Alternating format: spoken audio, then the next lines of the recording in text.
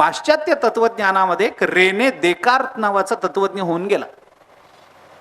Descartes नावाचा. त्या Renee देकार्तने, त्या देकार्तचं सगळंच तत्वज्ञान आपण बघा 2-3 अंगानं जाणार आहे ते. आपल्याला त्याचा विचार करायचा नाही. त्याचं एक वाक्य मला आठवलं आत्ता म्हणून मी सांगतोय आपल्यासमोर. त्यांनी एके ठिकाणी स्वतःच्या अस्तित्वाचं लक्षण काय, स्वतःच्या अस्तित्वाचं लक्षण काय,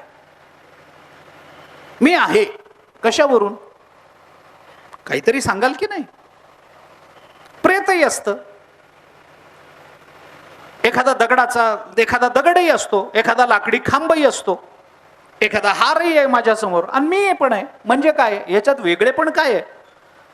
देकार्तने आपल्या अस्तित्वाचं लक्षण सांगताना एक वाक्य सांगितलंय, I think therefore I am. मी विचार करतो म्हणून मी आहे.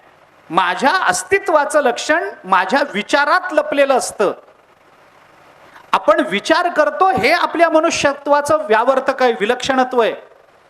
नाहीतर मला देह आहे म्हणून मी आहे. गाढवालाही आहे, ढेकणालाही आहे आणि चिलटालाही आहे, माणसालाही आहे. त्यांच्यापेक्षा आपण काही वेगळे नाही.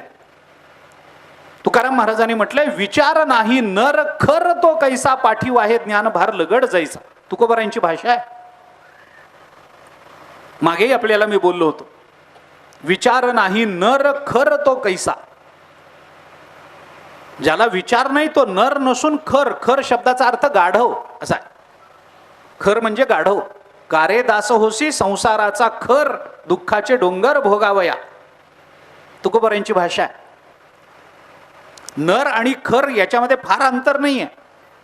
न काढून ख ठेवलं की त्याचा गाढव होतो आणि ख काढून न ठेवला की त्याचा माणूस होतो. एवढंच आहे. म्हणजे अंतर किती झालं, न ख.